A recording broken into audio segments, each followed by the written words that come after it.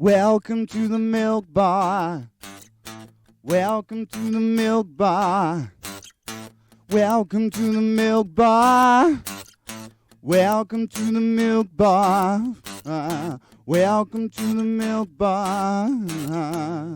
Welcome along to episode 604 of The Milk Bar. Jason Forrest here with you as ever. And coming up on the show this week, you can find out what happened when I caught up with Missy Rosas on behalf of Science of Cinema. We will be inviting you to make a donation towards Medi Cinema, their current cause. Full details on all of their fantastic interviews can be found on their Facebook page. But say Misty is on the way, and she plays 2 roles in The Mandalorian, as well as working on a fantastic array of other films. In addition to that, we'll be hearing from Gary A. Wales, talking about his work and some brilliant stuff which he's got going on in his world of entrepreneurship alongside his acting. He's, of course, been in Game of Thrones and a number of other fantastic features too. Whilst we're on the subject of actors, Jake Jones joining us for a bit of a natter about his world as a scare actor. We'll be finding out about what he gets up to and seeing some of his costumes that he has created for the characters that he brings to life. Alex Woolliscroft joins us for a bit of a natter about the world of Walsall Operatic Society. We'll be hearing from them and how they are still planning to bring Rent to the stage in 2021. In addition to that, we'll be catching up with the team from LGBT plus Sparkle about their forthcoming events and expansion of their meetings into Mondays as well as their usual Thursdays. Plus, we'll be having a natter with the King's Parade's Olly. He'll be with us for news on their latest releases, a current single, and a bit of a tease of what's coming up in the not too distant future as well. That's all on the way on the Milk Bar this week.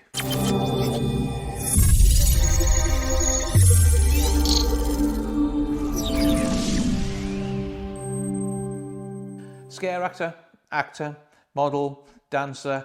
This guy does it all. He's Jake Jones and he joins me now for a chat. Hello, sir. Hi, you're right. I'm good. I trust we find you well. Very good, thank you. Good stuff. Now, first of all, explain what it's like being a scare actor, because we've had a chat with the guys from Scare Track in the past, and that's how I'm aware of your work. And it is not only amazing fun, I'm going to guess, but also really fun to be creative with as well, because you get up to all sorts of things. Definitely, it's something completely different to anything else that I've ever done. And when you start to get, you can either go to scare attractions and think, yeah, you know what, I like this, I want to actually do this. Mm-hmm. And you go along to the audition, you get through, and you're in whatever maze they put you in. And obviously the themes are different, the characters are different, and you sort of really get involved and you really get all your ideas running and stuff. And me being creative as it is, you start coming up with all these weird and wonderful characters, sort of military, creature-esque, alien, whatever your mind takes you to, you create that character. And that's what I do. I think of ideas and then bring them to life.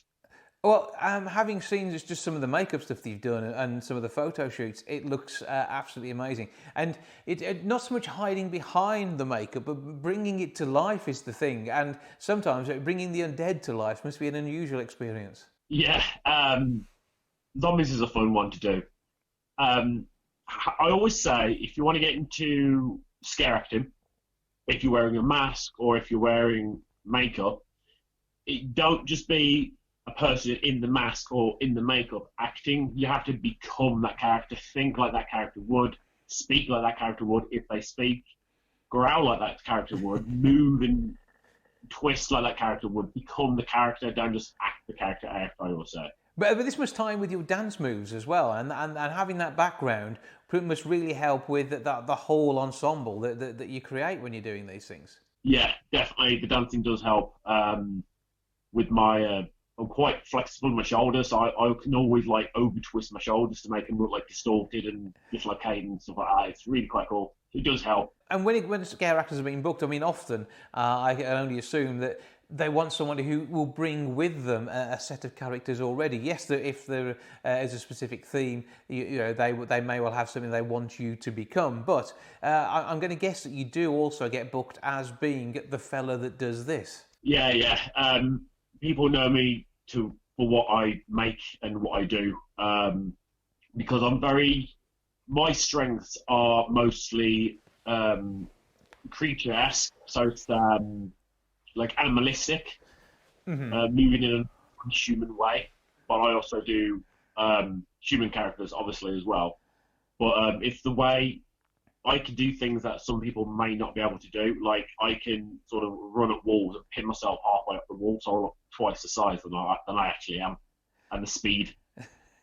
It's an amazing world, and one which is like you're playing both for the entertainment and just a bit of a fun scare. I mean, that's the good thing about these things. They're all safe. Everybody knows what's going on, but they don't know exactly what's going to happen. And that is where the fun comes into it if you're a scare event. Obviously, that hasn't been able to happen of late, but it hasn't stopped you preparing new ideas and getting your outfits together. And you've got some bits and pieces around you there, haven't you? Yes, I've got a few bits and bobs. What would you like to start with? Well, what's your current favourite on that table that you have in front of you? Some of it I've made, some of it I've bought and then repainted, and then some I had custom made. So let's start with my ultimate favourite, which is the Horseman of Pestilence. Right. Which is this guy. Now that is a look and a half, isn't it? There's and obviously a latex piece which fits over your head that you can then bring to life, and you're about 3 inches, 4 inches taller when you got that on, aren't you? Yeah. I'm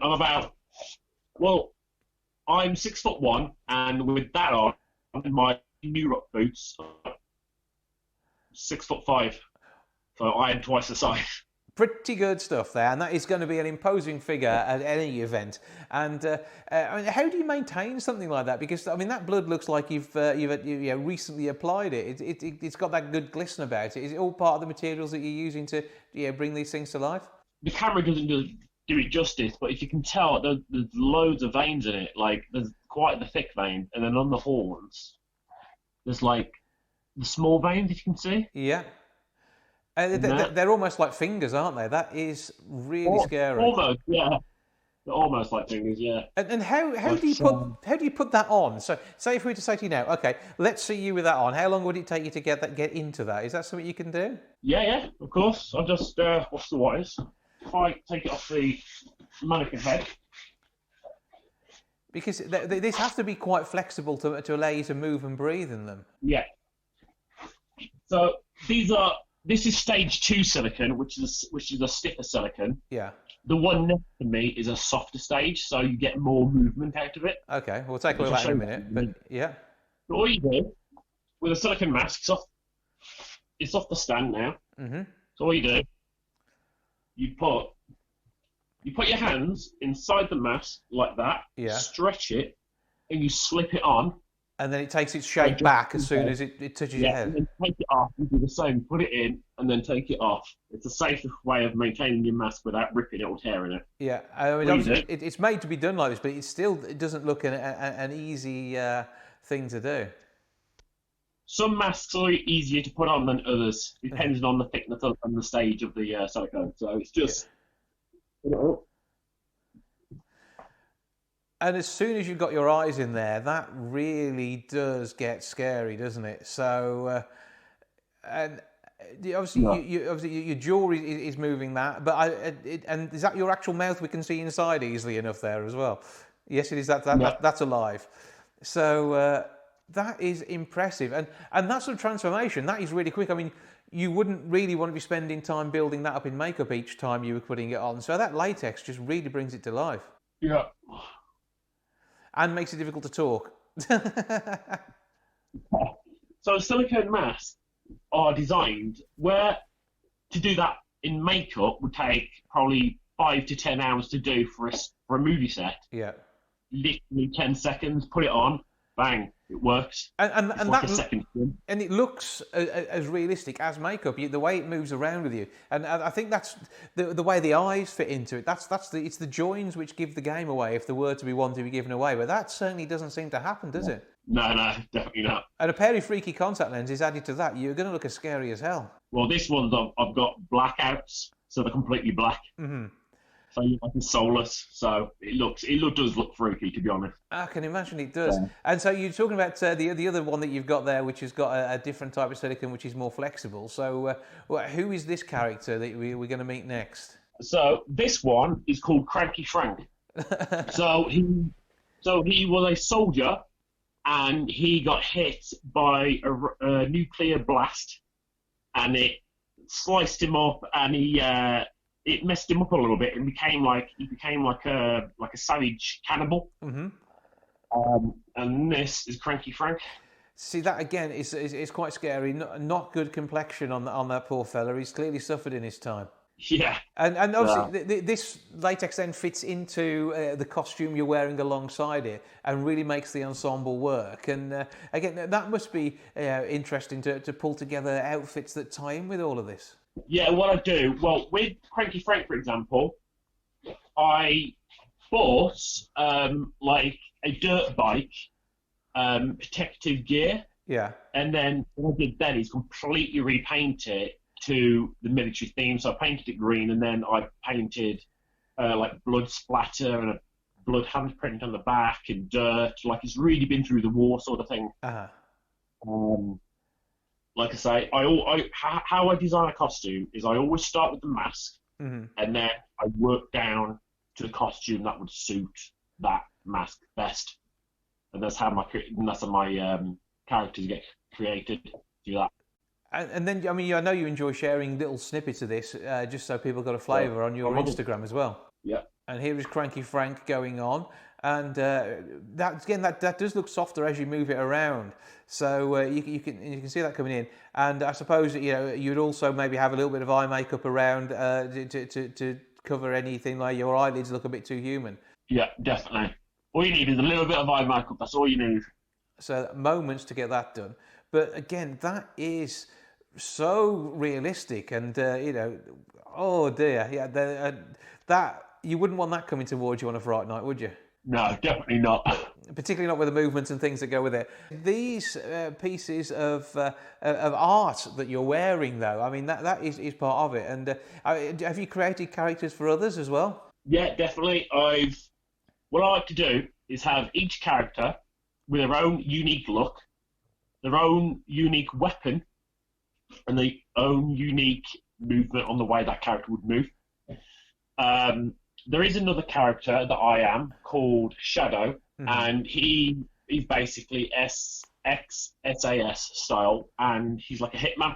Yeah. And he wears a skull balaclava and armor, and he has a gun, but his main weapon is this barbed wire baseball bat, which I actually made from scratch. Okay, and that is real barbed wire? No, it's leather. It's completely safe. The bat's foam. The barbed wire is leather, as you can tell. It's not sharp at all. I can run my hand up and down it. Yeah. The blood is a 2-part epoxy. So that looks really impressive. And this is sort of cinema quality special effects we're talking here. And that's what makes these scare events really realistic. Yeah, definitely. I always try to make my props as realistic as possible for either movie sets or for scare conventions. And once we're able to get back to this sort of stuff, you've got a lot of pent-up scaring to do. Yeah, I've got a lot of scaring to do, yeah. I've also got several music videos I've got to make costumes and props for as well, so I'm very, very busy. So again, are those with horror themes, or are they a little more woman-friendly? It's a bit of everything, really. It's a bit of steampunk. I've got a big steampunk arm in the works. I've recently just made a full-on gladiator costume. Yeah. And completely made the arm piece from scratch. That took a couple of months to do, and I've got some other bits and bobs designed. So it's always busy. It's always coming along. It sounds amazing. What sort of events have you been most proud of being part of? I mean, we haven't even touched on a lot of your world yet. What I'm most proud of is... Ooh, that's a very good question. Is probably being producer of a event called Screen Camp. Mm-hmm. It's the only UK's overnight 10-hour survival experience. Yeah. It's the next level up from your average scare maze. It's the next level up.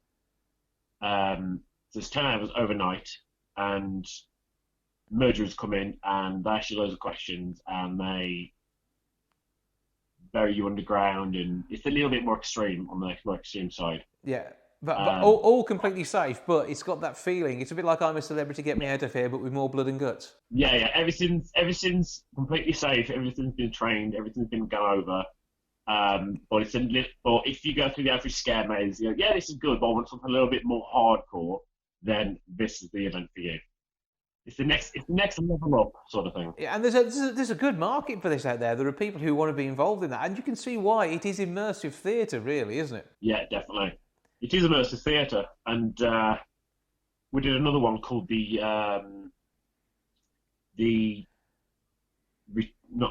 sorry, I've got two of the same sort of similar name. The Ritual. Mm-hmm. And that was not so much extreme, but it was more immersive theatre. Yeah. And it was designed to really drag you into the story mentally. Mm-hmm. And it was very, very clever how it was written. It was incredible. I've never seen anything like it before. We spent a lot of hours thinking about ideas and stuff like that. So really cool. And with all of this, the biggest part of it, probably 80% plus, is in the planning, the building, the getting the costumes together, the rehearsals, and making it look right before you can then take it to an audience. Because there's one thing you don't want to let anybody down when you're going through these situations. It's got to be really good, scary stuff, hasn't it? Yeah, literally, like 80% of it is, like you said, the planning, the writing, the scripts, the placements, where actors go where, and then the other 10% is obviously the costumes, the masks, and all that type of stuff, and when to come in, cues, and all that. So it is a lot of work. People think you just stand behind the curtain, jump out and go, boom. It's not. It's so much more involved than that. Yeah, you stood there in your little white hoodie, looking completely normal. You're not even slightly scary at all. But as soon as you get your latex on and the makeup and some of the outfits that you go with. You wouldn't want to bump into this in the dark night without, at least being fully aware that you are in a safe space. Yeah, exactly. Yeah, we make sure everything's safe, everything's sorted, everything's ready for the show, and then we get ready. As soon as I put that costume and that mask on or that makeup on, I'm changed into that character. I'm not me anymore. But so you do photo shoots as well, and I assume this comes into things like book covers and stills for other things as well. I mean, the what you've done there and creating those worlds on in still format, that must be an interesting experience too, and take it a slightly different direction to what you can do when you're doing a live event. Yeah.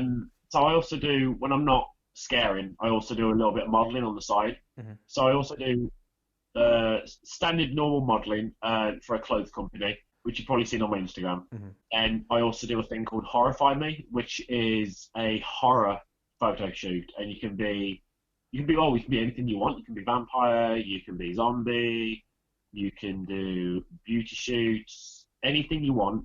You can go along and do a horror shoot.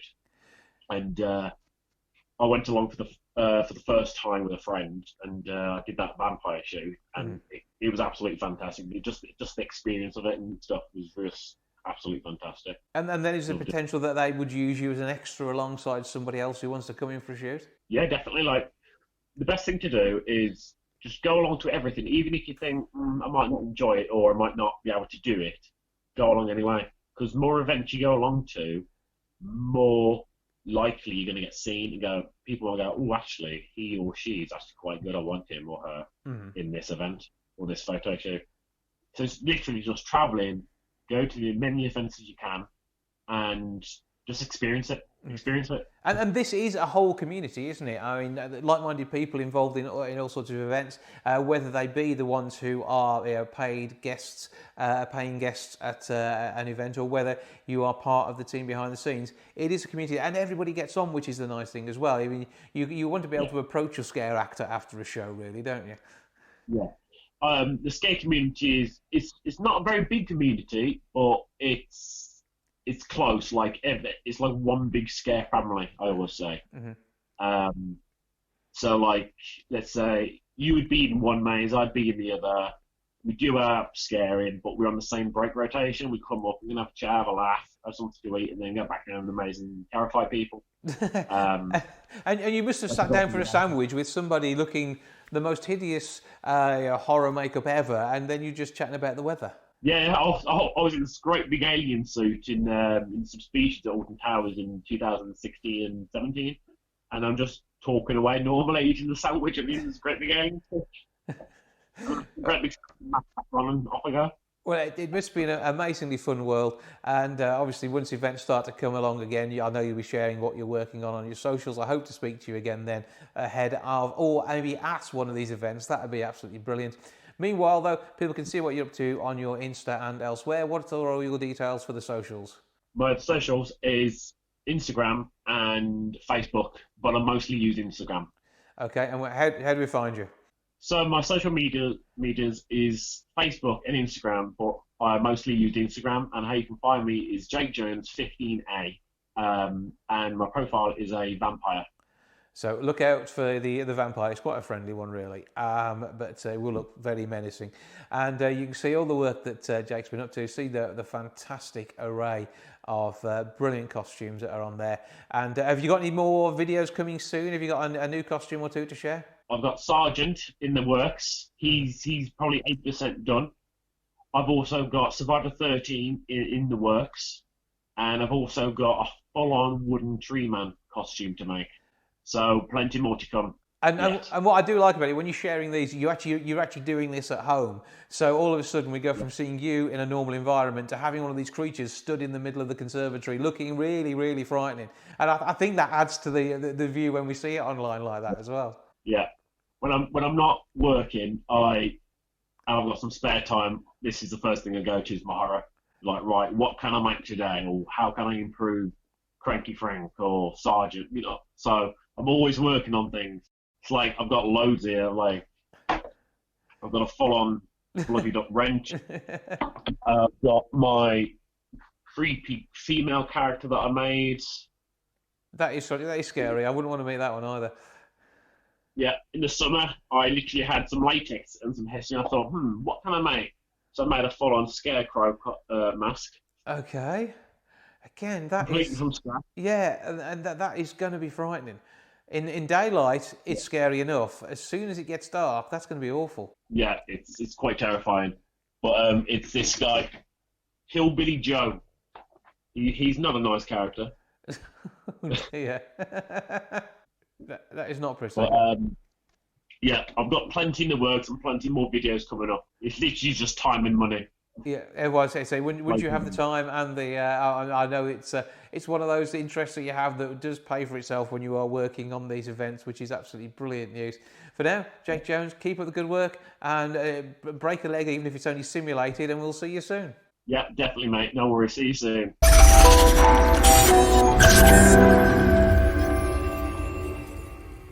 The King's Parade have some new releases out there. To tell us more, I'm joined now direct from France by Olly. Hello, sir. Hello, mate. How you doing? I'm good. I trust we find you well. Yeah, no, I'm doing as well as I can be.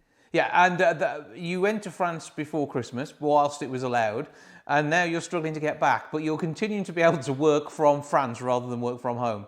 Absolutely. No, I've got a guitar here, so I'll be all good. The world is a happy place. So what is going on? Because obviously new material, that's always good. Something to put a smile on people's faces. So what have you got out there? So we've been pretty busy basically releasing these tracks from this album, and we just released a song called Wait, which we're super happy about. Mm-hmm. And we are about to release another song, which I can't reveal the name, but it's coming out next Friday.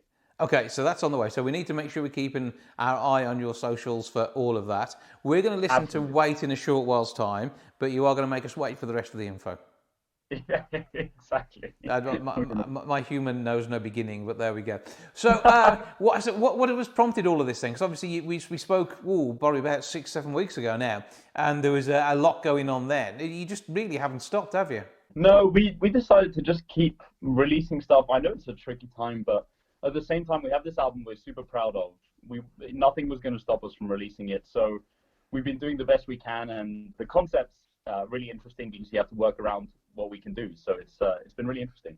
And with the rigours of lockdown, are you recording bits and pieces remotely and sending them backwards and forwards to each other? Yeah, so that's kind of how we're working on the next stuff after this album. We're obviously already starting that. And the way we're thinking about doing that is really writing bits and pieces, as you're saying, sending back and forth, trying to work like that. And it's been really interesting. We're getting some kind of interesting stuff because you get to work on your own on a piece without anyone's influence, and then we all collaborate together online, which is really strange, but it works really well. And with the fact that you're so far apart at the moment, it means no chance to do any online gigs unless it's maybe a solo acoustic. So, are you being put to work the most there? Yeah, exactly. I've been nominated to do that, and I will be doing a live session, in fact, next Saturday, to celebrate the release of this new single, which I can't mention the name, but it's going to be great. And as a result, I'm going to be doing live sessions every 2 weeks, so twice a month. Every Saturday, I'm going to be doing a session. And what sort of time of day are you doing that? Because your audience has now become global. Yes, no, it's an amazing thing. It's tricky to make sure that everyone is up and awake and doesn't have to wake up at 6 a.m. to watch these. So we've gone for like an afternoon 4:30 session in the UK, which seems to work for most people. But I know there'll be some people out there waking up at 6 a.m. to watch the stream. And you could still be in France when all this actually happens, as you will be probably on Saturday of this week coming. Well, exactly, yeah. We'll see how things go, but most likely still be here. The album itself is part of a reasonable sized back catalogue now. So give us all the details on the discography as if we were looking at your Wikipedia page. Oh, wow. Yeah, I mean, now it's expansive, that's for sure. So we've got, we released our first EP was in 2015, which seems like years ago, probably because it is. And we kept releasing EPs, I guess, every year after that. So we have 4 EPs, and it's about time we release this album. Every time we gig now, there's someone asking when we're going to release an album, and it's finally happening. It's hard to believe it's actually happening, but this year it's coming out, and I'm really excited. So the details on the socials are? So you can check us out, obviously, by typing The King's Parade in Google. It links you to absolutely everywhere. If not, we're on Instagram, obviously Instagram/The King's Parade, Facebook/The King's Parade, everything /The King's Parade. You can find us. And meanwhile, there'll be pictures of you going for a little walk around by the Gite in France and then strumming a guitar on a Saturday afternoon. Exactly. That'll be the best content available. Olly, always good to talk to you. We're going to listen to a couple of tracks from you. I think we've got Sister and we've got Wait. We'll take Wait first. But for now, thank you for having a chat with us. Thank you so much.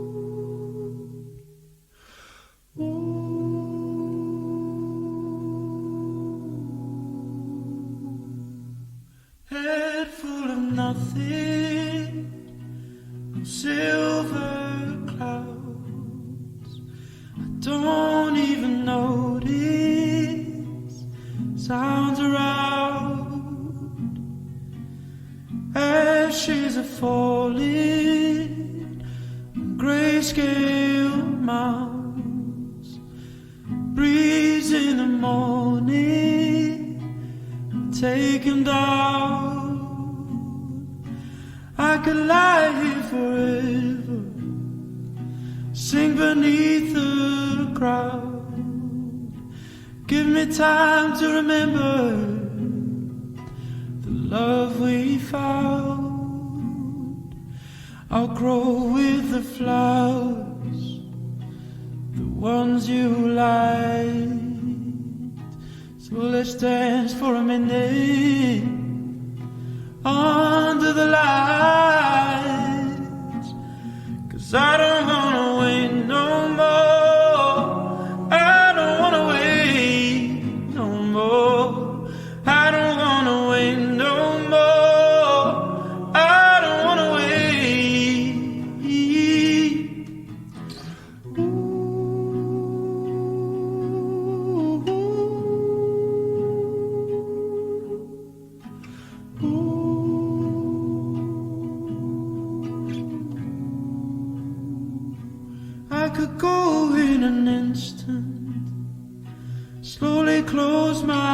eyes.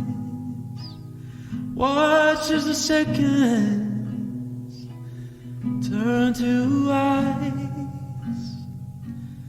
Oh, you're an old friend, a silent night, a taste I remember till I'm by your side.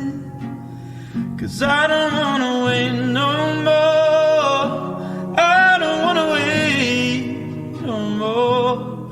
I don't wanna wait no more. I don't wanna wait. I can hear you calling out,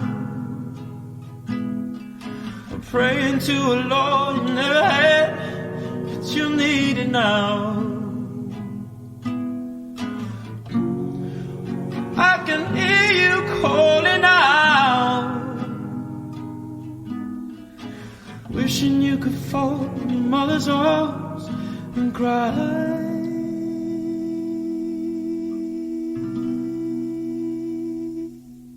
I don't wanna wait no more.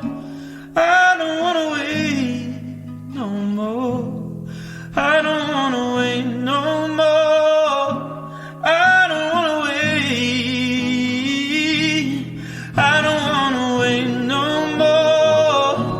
I don't wanna wait no more. I don't wanna wait no more. I don't wanna wait. I don't wanna wait.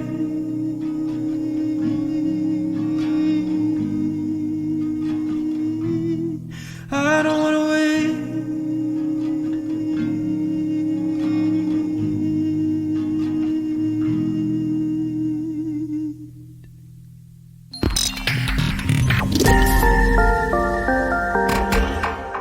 Like all amateur dramatics and pretty much everything in the theatre, particularly with lockdown, there's been a hiatus running since March of last year.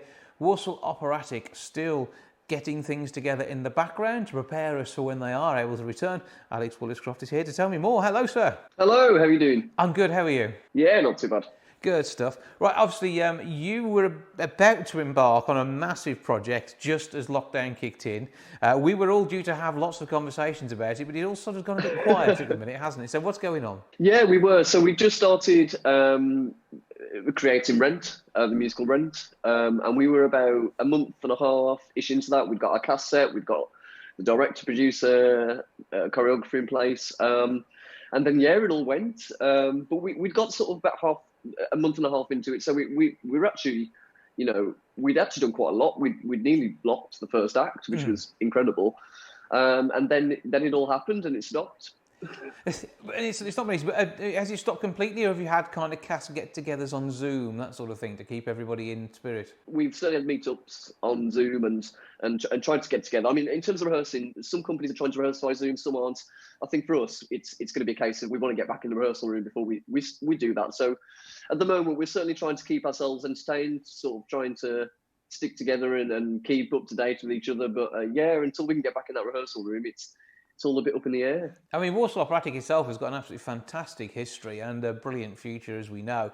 But, I mean, they've done stuff recently at the Grand, and the awards that they've won over recent years have really been something to make everybody proud. Yeah, absolutely. It's such a lovely company to sort of be a part of, and working for them as a choreographer. And even on the flip side, last year I was in Hello Dolly with them. So, you know, it's a lovely company to work for. I think it feels like a family, and I know every operatic society is going to say that, but it really does. It's a really lovely group of people, and I think especially for Rent, you know, it is a younger show.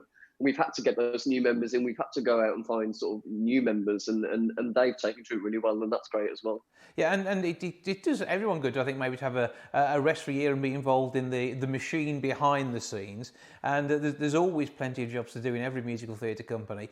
And once you can expand your membership to bring younger and alongside those more seasoned members, shall we say, it is actually really good for the future of the society itself. Yeah, absolutely. You need, you need new members to keep it going, or else it wouldn't keep going. So, yeah, I think part of the idea for Rent was to get some new members in, just to to keep it nice and fresh, sort of young-wise.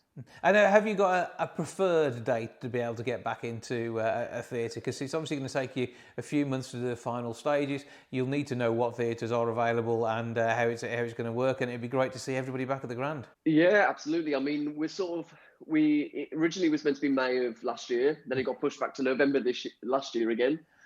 We're now realistically aiming for November sort of this year. I think that's probably with the vaccine and sort of the way things are looking, sort of certainly through the summer, and hopefully the case will go down again. That's looking likelier. But like you said, who knows what's going to happen in the next sort of 12 months? It could all go pear-shaped again. But it is that glimmer of hope, though, I think, that keeps everybody going. And I mean, we're all in desperate need of some good fun, returning to the arts and all that goes along with that. And particularly for those who are used to appearing on stage, you've got that urge. You need to be out there and be creative, don't you? Yeah, absolutely. And I think one thing that we can't do at the moment is put on a show in a theatre. It's just not going to happen. But we are certainly looking towards doing an outdoor concert in summer. Hopefully the weather will keep nice and dry and won't dampen our spirits too much. But I think that's more realistic. You can be rehearsing that sort of over Zoom. Sort of, at least the solo numbers can be very easily rehearsed over Zoom. And then the chorus numbers, that's only going to take a matter of perhaps a month, perhaps to get those together, before you then go on to an outdoor concert. So we are certainly looking to do something in June, July-ish, hopefully, just to keep things ticking over, and again, just to, get the members engaged again. Well, it'll be great to finally have some fantastic arts world stuff reappearing in our lives. And so the idea of an outdoor concert is absolutely brilliant, and giving the chance for everyone to continue to stay safe wherever we are. And we've seen from experience that during the summer months that the virus is normally a little calmer. And obviously, if we can, fingers crossed, not have any more new variants, please stay as you are, coronavirus. We don't want anything novel. It's if we can have some good times again and get back together. Walsall Operatic doing brilliant stuff throughout. Where can we go for all the information on the socials and the website? Socials, so just Walsall Operatic Society on Facebook, we're on Instagram. We do have a website as well. Again, just Google Walsall Operatics, it's all on there. But if anyone does want to get involved, we are always looking for new people. You don't have to be the most experienced, you don't have to be the most talented, it's just about having fun. So we are a really sort of open group. So if you are interested, please just get in contact and see where it goes. Yeah, there's always a part for everybody, even if you're selling programs. Absolutely. That's the way it works, isn't it? Alice Woolliscroft from Walsall Operatic, thank you for joining us. Cheers, thank you.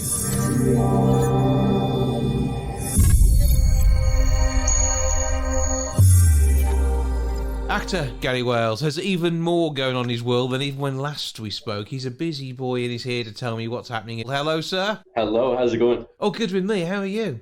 I'm doing good. I'm keeping busy as always. Well, absolutely. And you've started a new business venture, haven't you? I did, yes. It's hit the media, unfortunately, even though I've not barely talked about it, but I do want to talk about it here, so you guys can get the first intake on what exactly is happening this year. Okay, so what does 2021 hold? I'm still going ahead around the fact that we're in 2021, and you've already got something massive happening. Yeah, exactly, yeah.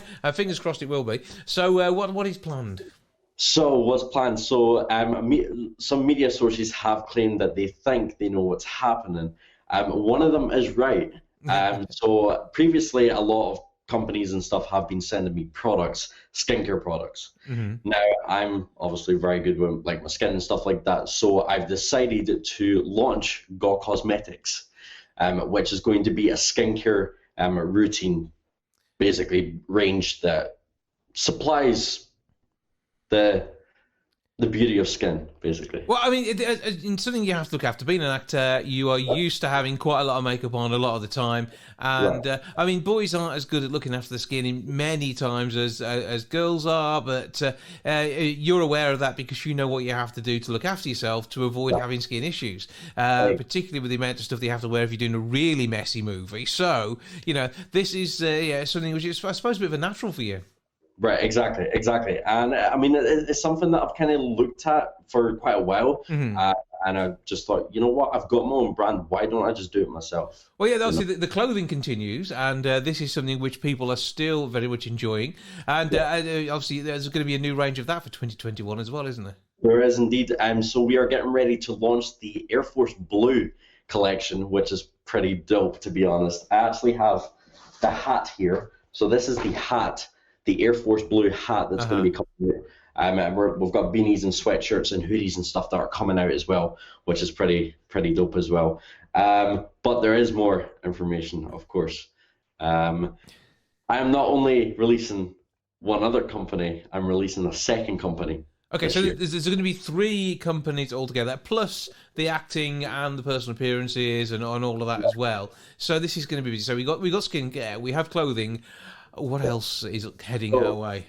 GAW Global, which is the parent company to everything GAW, all of my companies. So below that is GAW Clothing and GAW Films, which is the production, like producer side of my own production company. Then we have GAW Cosmetics that's coming out this year. So that will be then my 4th company. And I'm a huge, massive coffee lover, so we are coming out with Goffee.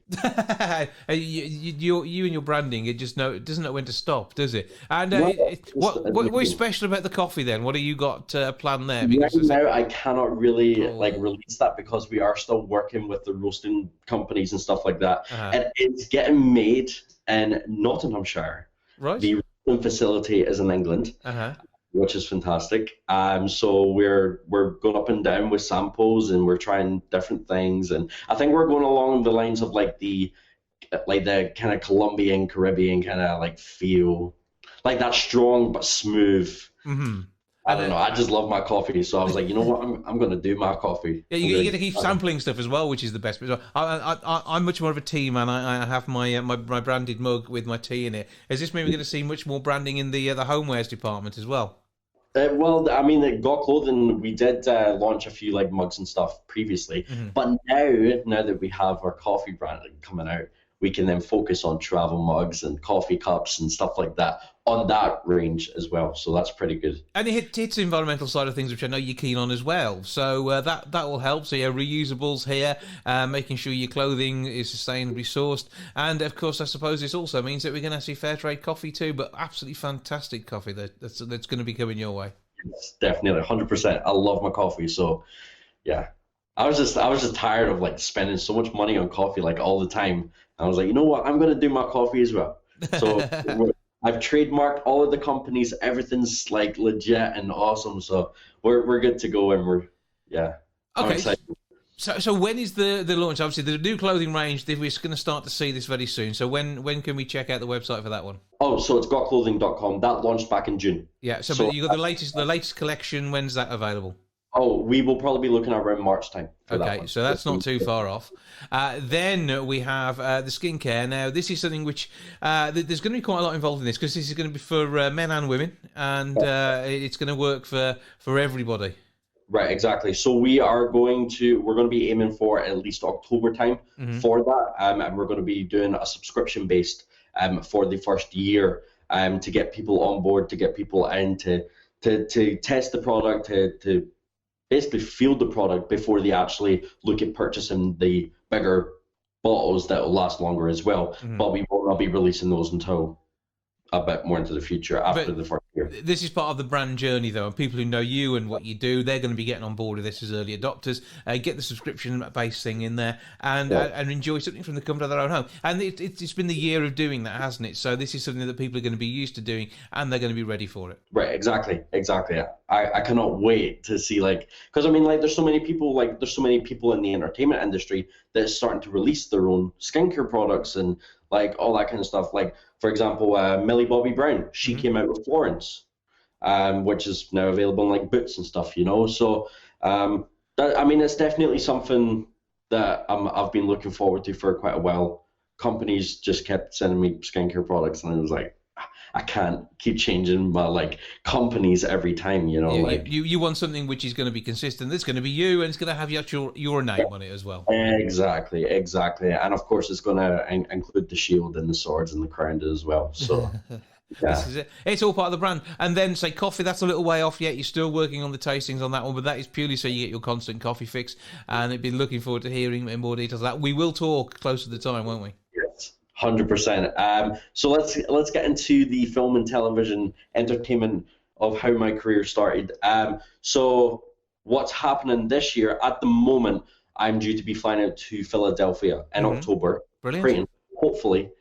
that we start filming Stan. Now next month, I start training with my personal trainer, getting into physique for that film role. My character is Stan. I play the role of I'm the star role, and I'm a boxer that takes on the heavyweight championship. So he's a small-time boxer from Scotland, takes his way to America with his wife, has a child, takes on the heavyweight championship, and it's very like Rocky and very like Creed.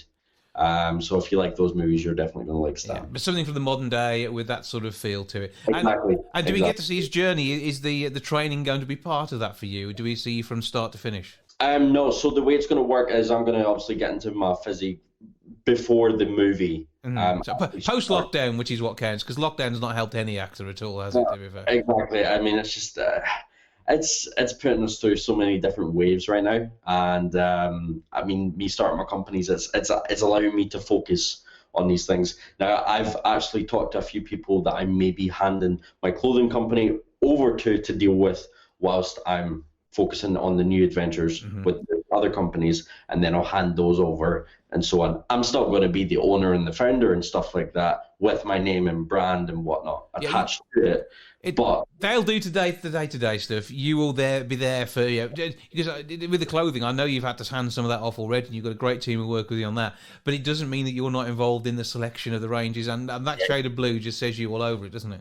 Yeah, exactly. I'm the final say. I'm still going to be the final say no matter what. I mean, I got to wear my gear, you know. So, and I mean, right now I'm wearing the film cast and crew hoodie. So that's I've been going out running and stuff. So I've been trying to get ready before next month. So you've got to get in there and the mindset for it, get ready to go. And as I say, I'm sure, again, if people are following you on the socials, they'll be able to see that progress as well, and exactly. How it's going to develop into what you need for that role. And again, this is something that I know you enjoy doing, and I know your fan base enjoy, is the fact that you make them part of it as well. And whether it be the clothing range or everything else that you're talking about, you like to be there, you like to share, and it's part of making the story. It's not just your story. It's everybody's.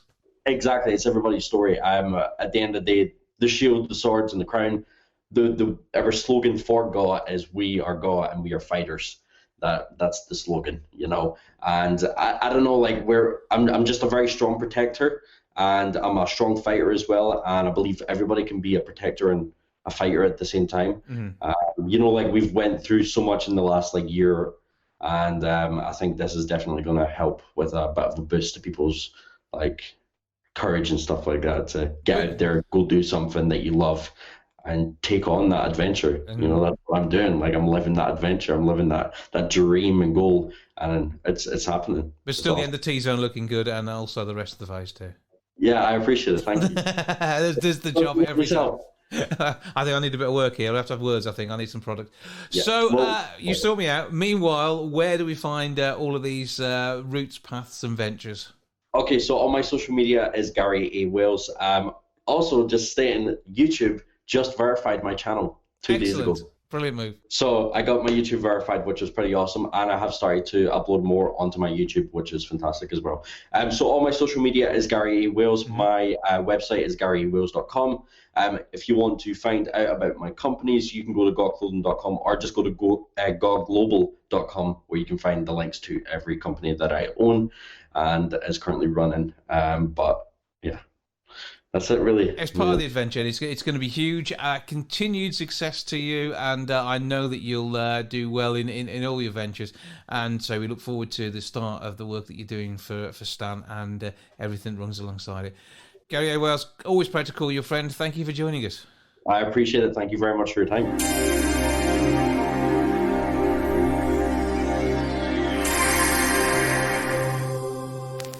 There's a hole in my soul, can you see it?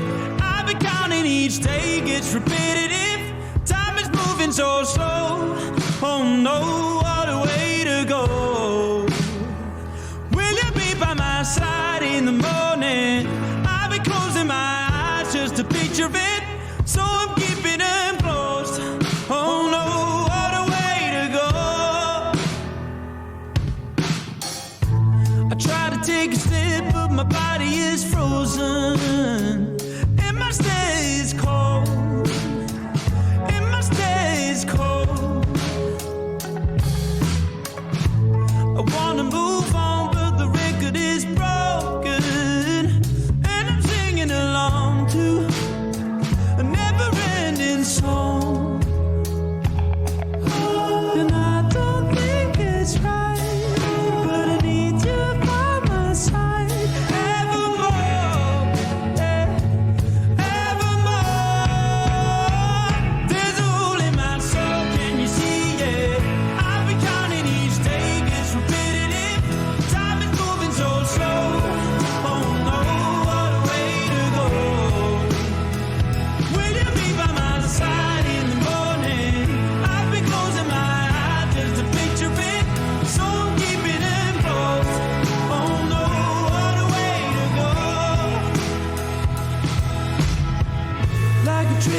switch memories, I've been trying to find a way out. Buried deep in my bones, buried deep in my bones.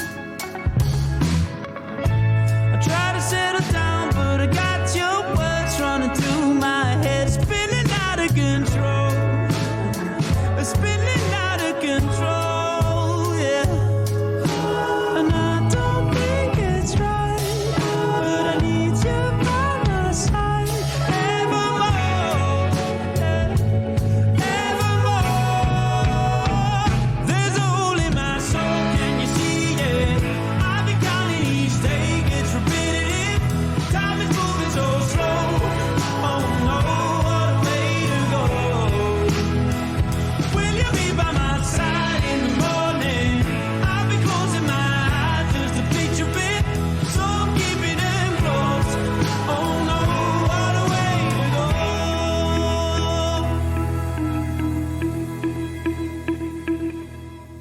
I sold my soul for a ticket out of the war, a ticket out of the war.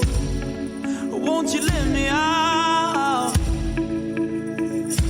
I sold my soul for a ticket out of the war, a ticket out of the war. Won't you let me out?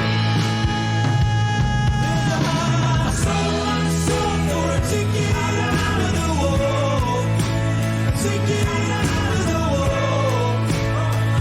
Won't you let me out? I sold my soul for a ticket out of the war, a ticket out of the war. Won't you let me out? I sold my soul for a ticket out of the war, a ticket out of the war. Won't you let me out? I sold my soul for a ticket out of the war, a ticket out of the war, a ticket out of the war.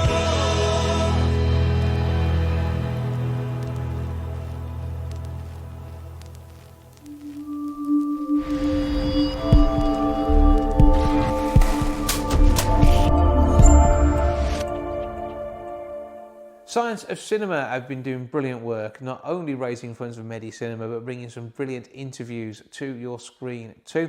I've been lucky enough to do several of these. You can find the full array of chats at their Facebook page. Just look for Science of Cinema. You can also make a donation to Medi Cinema on there. This is what happens when I had a chat with someone who stars in The Mandalorian, not only as Queel, but also the Frog Lady too. Full details as we have a chat with Missy Rosas. Missy Rosas is someone you will have seen on screen if you've watched one of a number of fantastic shows and films, but you may not have actually seen her features because she's often behind a puppet, a latex, an outfit, something which is taking away from her usual appearance. However, here she is now in all her glory. Hello. Hello, how are you? I'm very well, thank you, and I hope we find you well. I'm very well, yeah. Considering everything that we've all been through, it's the little things, that count. Well, particularly with the year that we've had, the Mandalorian, in which you appear in seasons 1 and 2, I think, has been a bit of a comfort to a lot of people. And here we are having this conversation for Science of Cinema, supporting Medi Cinema.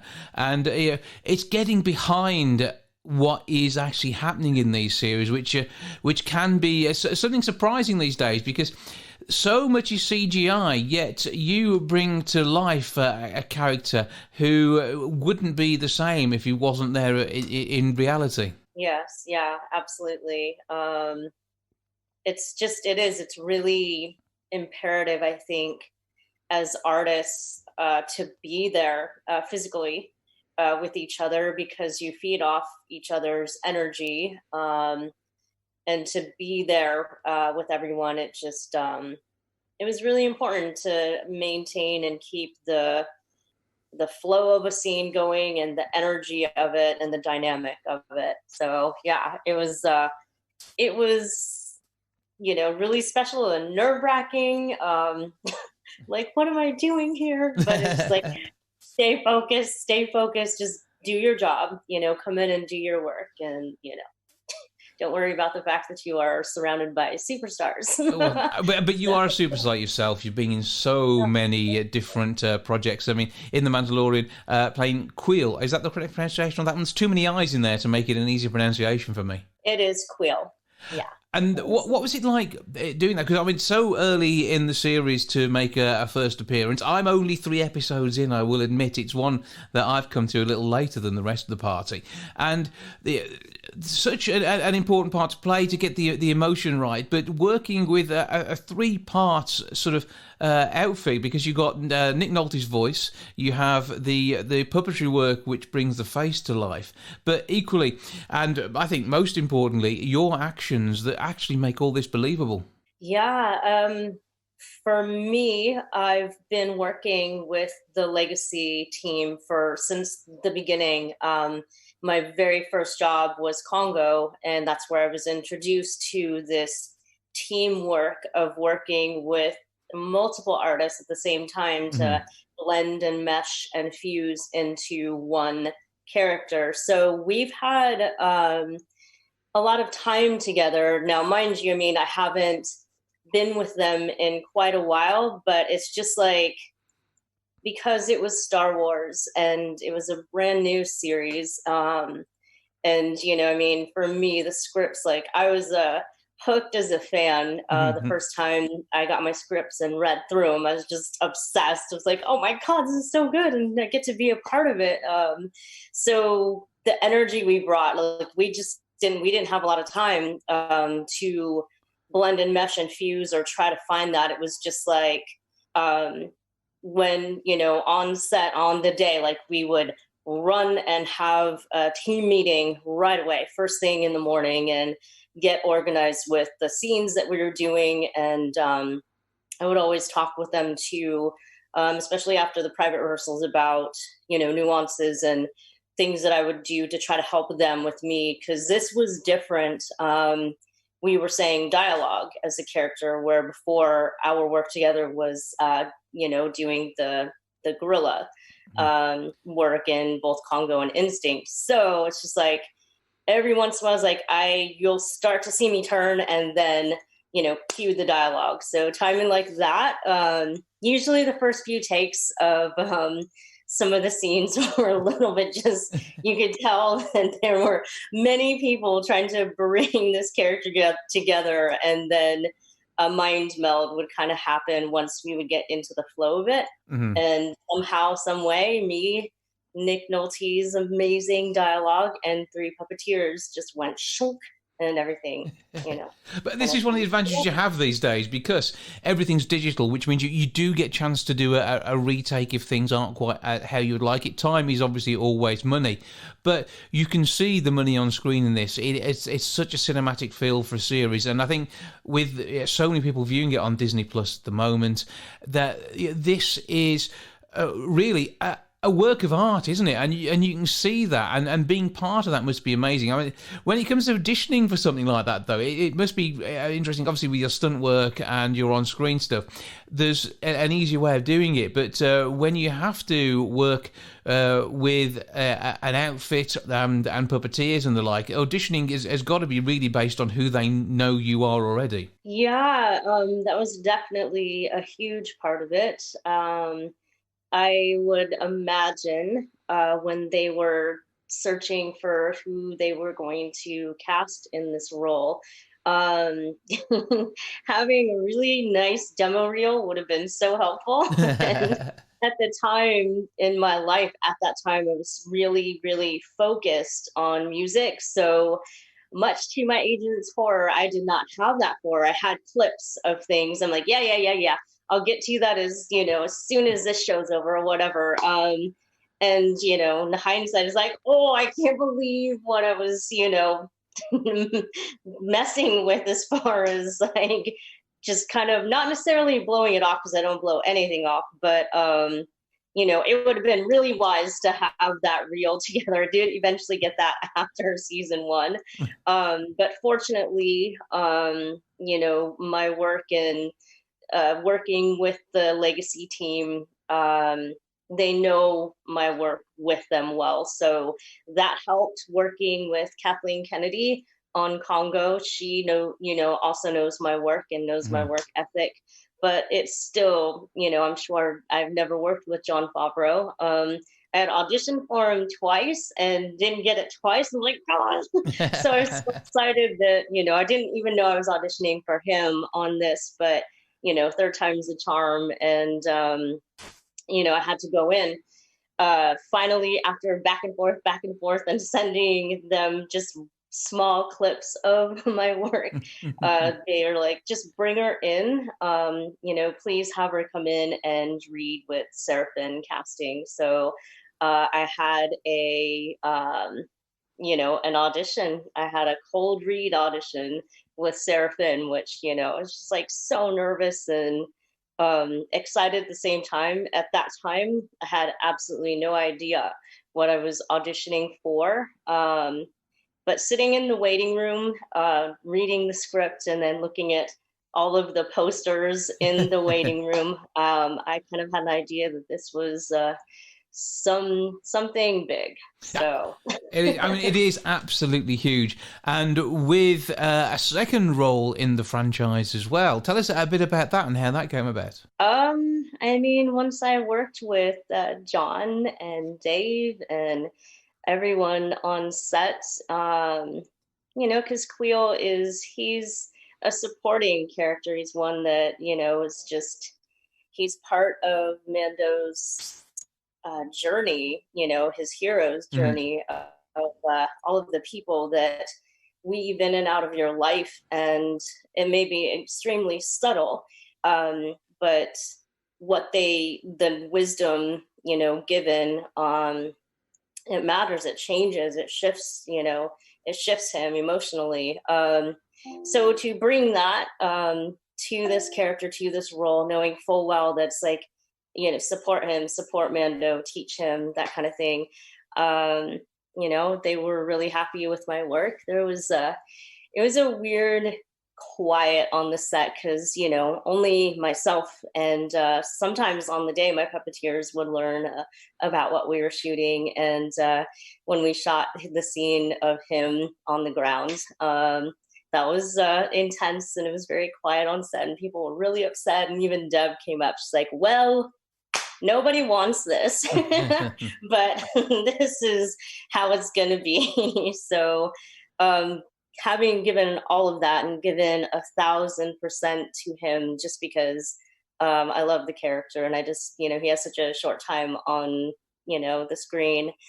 They're just like, okay, let's see what he can do with this character. So, went in for my screen test for Frog Lady and kind of found how we were going to do that. And, it's a thing too, where I really resonate with Jon Favreau's words and his dialogue and what he writes, and I really understand it. So, he gives me really good dialogue to read. And, being in scenes and saying these very, very emotional monologues in front of Pedro, it's just like so intense. Like, what am I doing? But again, give it 1,000%, and they were really happy with the Frog Lady too. So. Yeah, but in itself, though, this is a sort of series where there is secrecy as well. So you are presented with scripts which are basically like gold dust, and it must be interesting keeping these sort of things quiet because you know how this was going to progress before anybody else, and the world of fandom for something like Mandalorian, understandably huge because it is part of a big franchise. And it's got the child in as well. And when the child has been hugely popular. So it must be interesting being part of that and having to keep these secrets. Oh, yeah. I've worked on really big films in the past, so you kind of get used to it, signing those NDAs, just keep your mouth shut. So it was hard because I think I told my mom, I didn't tell her, because I didn't really know anything about it. But when my agent emailed me my deal, She's like, you might want to pull your car over because I read it, and then down below it says Star Wars. It's like, no, oh my God. And I did, like, I just pulled over on the side of the road, like, and just was like bawling. It's like, I had to call my mom. It's like, I can't tell you anything else, but guess what? So, and then keeping it a secret from my brothers was hard because they've been diehard fans from the beginning. So, and myself as well. So. Yeah, good. We're around the age. I mean, I was 5 when I went to see A New Hope at the cinema, and that was the first time I went to the cinema. And it's been such a part of so many people's lives, and with new young people coming in and enjoying the whole franchise as you go along. And as we've mentioned, the child, Baby Yoda, as he's often known, but he sat behind you even as we speak. But I mean, it must be great working with a character like that, even if you don't necessarily see them at the time. For me, I saw him at Legacy because obviously Legacy Effects was also building, Grogu, Baby Yoda.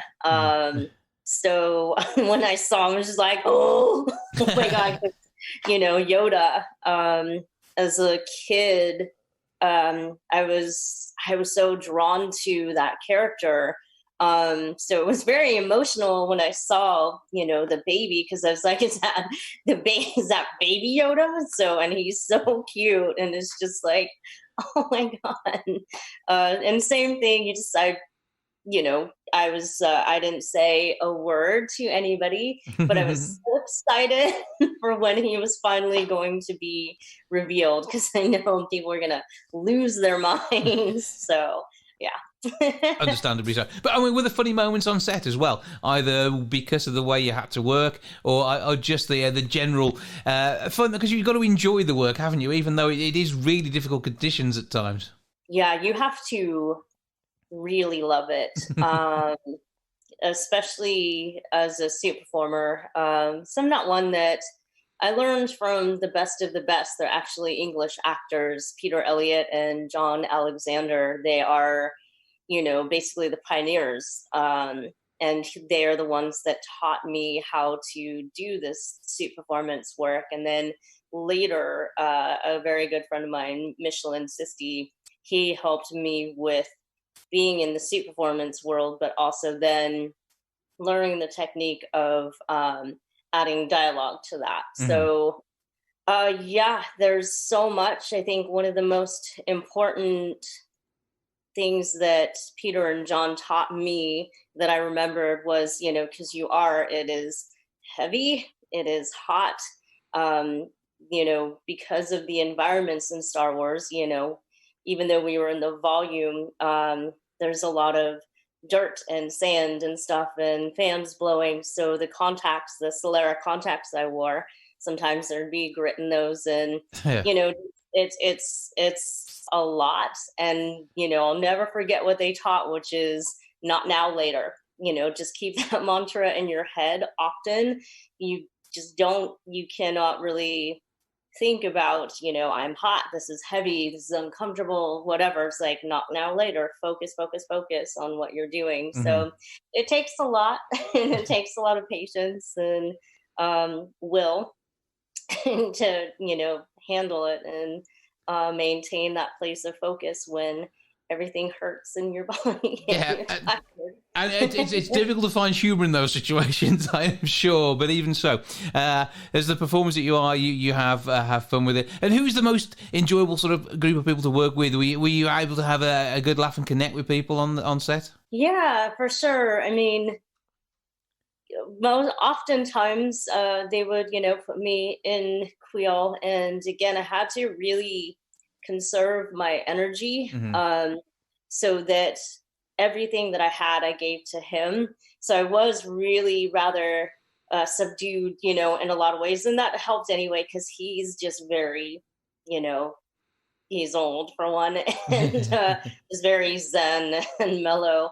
But I had to do a couple of scenes reading dialogue off screen, just off camera, and I wasn't in my suit. And then they saw the real me, which is just like energetic and, fun and laughing and, just so excited to be there. So they, my colleagues and, the crew and stuff, they got to see that part of me, but not very often. Because most of the time it was just, like you said, it's every episode is like this mini movie. And so the pace of shooting is just intense. So, but every once in a while, they just are like, no, I'm out of my suit. Hi. The rap party must have been absolutely awesome for this then, just to let it all out. Actually, we didn't have a rap party. Oh.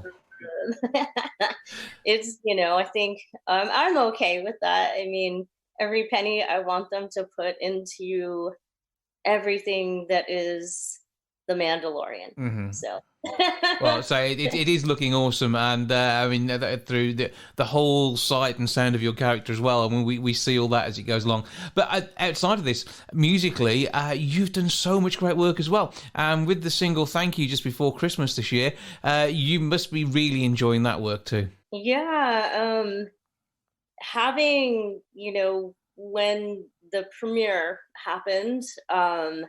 My life started to shift at that point. And it was slow, because Nick Nolte, that is, the star. That's the name on the screen. And I was just super excited to be in the credits with my very, very good friends, Brendan and Lateef, who are the Mando doubles that I work with a lot, especially on the second unit, and just to be with them there, that mattered to me, because oftentimes with suit performance, your name is just right there with your whole entire puppeteering and costume building team. So that changed things. And I mean, I had no idea how much it was going to change, except for it was like literally the day that the show premiered on Disney Plus. A fan from Italy, like, did it really fast, like had a picture of me and a picture of Will like side by side. I'm like, I don't know if that's okay with Lucasfilm, but usually they're like, yeah, it's fine. You did, so much work for to bring the character to life. They've been incredibly gracious and kind with allowing the fandom to just happen. So with all of that too, a lot of fans, and I definitely during this year when things have been so intense emotionally for everybody, I really just wanted to do it. Fans have been sending mail and stuff to my agent and just trying to keep up and sign them, because I just want to be able to give something to a fan just that lifts their energy, even just for a moment. And that's kind of how my new song "Thank You" came about. It's just about the gratitude of, thank you so much for your support, and here's a little something in the form of thank you back to you. Could there even be a Mandalorian sort of cast band? Do you think you could get some together? You'd be fantastic fronting that with vocals. Bit of a jamming session, possibly? It's funny that you mentioned that, because a fan actually made that wish on Twitter. It's like, please, please, please, ask them if you could be, a singer in the cantina. It's like, I'm on it. I would love to. And he's like, just ask them, so not so much latex and stuff on your face. It's like, I will take anything they give me.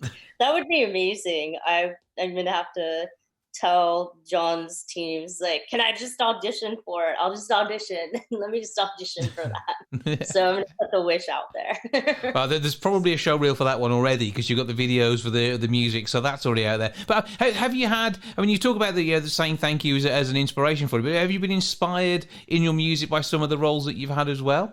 It's not so much roles as it is this journey, this life experience. I mean, because I've been through a lot of, for me as an individual, I had rough moments early in my life when I was 16. So I'd have to say my music and what I write about is more about that heroes type of journey, especially as a music artist. That journey is like, it's one that I literally, if you really want it, I was willing to wage it all, and I lost it all. Like, I lost everything that I'd ever had, except for literally right here on my couch.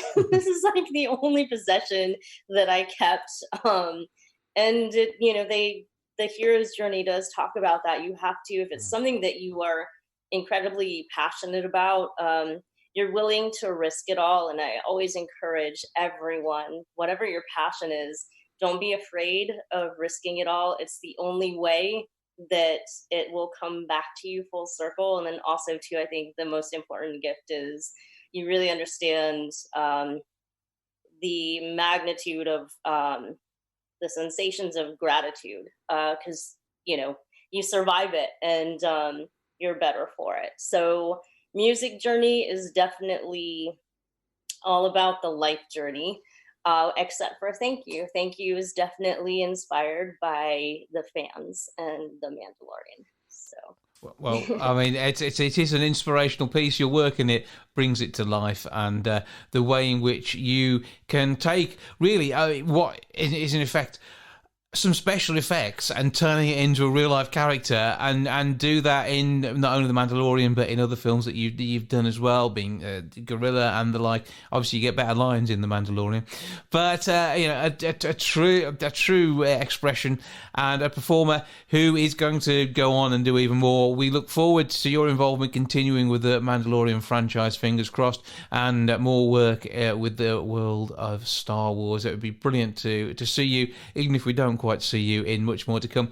Where do we find you on all the socials? You can find me on everything. It's fun, and I promise to try to engage with everybody as much as I can. I'm on Twitter and Instagram and Facebook, and YouTube is where you can see all music videos and stuff. And music is on iTunes and Spotify and Amazon Music. So yeah, that's all my stuff, and it's just my name. My handle is Miss MISS Misty Rosas. So yeah, find you there. And you got a website as well? I do. Yeah, just go to mistyrosas.com, and you'll be able to really, it's obviously a much more refined search, and it's like, shink, everything is right there. So music and acting and photos and all of that fun stuff. So. Well, we look forward to that continuing to expand with the extra work that is coming your way.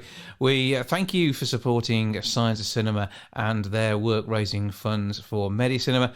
And we say, Missy Rosa, thank you for joining us. Thank you so much. Thank you for having me. I really enjoyed speaking with you. And yeah, I hope you have a wonderful, wonderful, wonderful new year. Hopefully we'll all get to come together again really soon. Fingers crossed. We'll get you over from California to the UK at some point. That'd be brilliant. Yes, I'm counting on that and hoping for it for sure. Well, Missy, lovely to speak to you. Thank you for joining us, and have a fantastic 2021. Thank you. You too. Bye.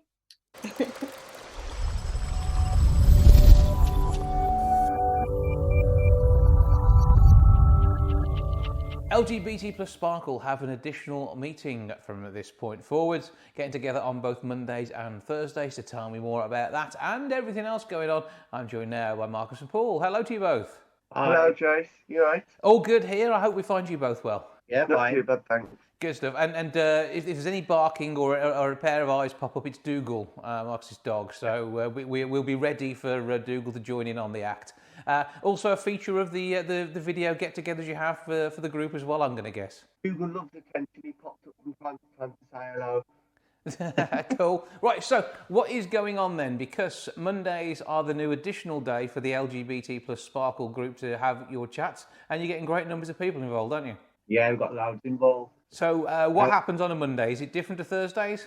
The group called for it on the last meeting we had was on Thursday. And one member popped up and says, Marcus, because because of isolation and everything, I think some of them are feeling a bit low in themselves. Yeah. And they just popped up and asked me, and they says, what about, have you thought about adding a different day, sort of thing? And I says, I'll give you some thought. I said, I'll let you know. Within an hour, I got back to person, and I said, yeah, we're doing a Monday, 2 till 4. So this is going to be additional to Thursdays, same sort of thing, a chance to get together, have a chat, And the first one is on Brew Monday as well, which is quite appropriate, so you can get together and have a bit of a natter. So what actually happens in the group, for those who don't already know? Basically, we just have a chat, get to know each other, talk about sometimes we talk about different subjects. It varies, like some subjects that we spoke about is like in the trans community, about transitioning from male to female, female to male, and other things as well. We talk about a lot of stuff, but that's just one thing that we talk about. So a wide variety of topics of conversation, and some of it specific to the community, others, just talking about general things. I know you've covered benefits, healthcare in the past, all sorts of different things. There's the charity work that you do. And what else is going on with the group at the moment? Anything extra that we need to know about? We've got a lady from Coventry talking to our group for LGBT History Month, I'll just say. We've booked it for the 11th of February. Katie Neves is a woman on a mission, but not just any woman, not just any mission. She came out publicly being transgender after living for 48 years as a man, and she's talking to the group about her story. So again, the chance of a bit of a biography there, and to understand what she's been through, how she came to that point in her life where she was able to come forward and say, this is who they are. And it's something which I know it would be a struggle for a lot of people with the way things seem to be judged. And if you're going through that, and we're going through lockdown and the loneliness surrounding it as well, then your group would be a great place for someone to be able to have a chat and maybe start to talk about their feelings and issues. Yeah, and also one of the things that we've been speaking about, it was last year in December, is in the trans community. When they're waiting it varies from place to place, but some transgender people are waiting 4 to 5.5 years for the first initial appointment with their like GP and that, and that's not for just treatment, hormones and stuff like that. In the time, they have no additional support, like someone calling them up every month to see if they're okay, and the suicide rate high in the trans community. So I'm trying to challenge that both of us. We had meetings in December, but I'm still trying to sort of argue it and need additional support while they're waiting for their first appointment. So obviously, anything that can be done to help is going to be appreciated, necessary, and just allowing people to live their life as who they are, which is obviously something which needs to be addressed to make sure that they can be who they know that they are on the inside, and they can avoid having the sort of mental turmoil which can go alongside not being able to express yourself and appear to be the person that you know you should be. So all that is happening. And where do we find information on the group? If somebody wants to join in, where do they go to? You can find us on Facebook. It's LGBT Sparkle Wolverhampton. So look out for the group there and make that request to join, and you'll be in there chatting with a group of people who are caring, considerate and ready to get together and have a bit of a natter. And anything else that we need to know about as we head through 2021? There is some more stuff, but I'll want to know a bit more about that soon. So watch this space, and before you know it, you'll have more information on that one. Well, both of you keep up the good work. I know that you've been really pleased to get some funding through to help with your treasurer, which has allowed certain groups to take place. And I know that an interesting physical activity we'll be talking about in the not too distant future. So we'll look forward to that. Meanwhile, for now, from LGBT plus Sparkle, both Marcus and Paul, thank you for joining us. Bye.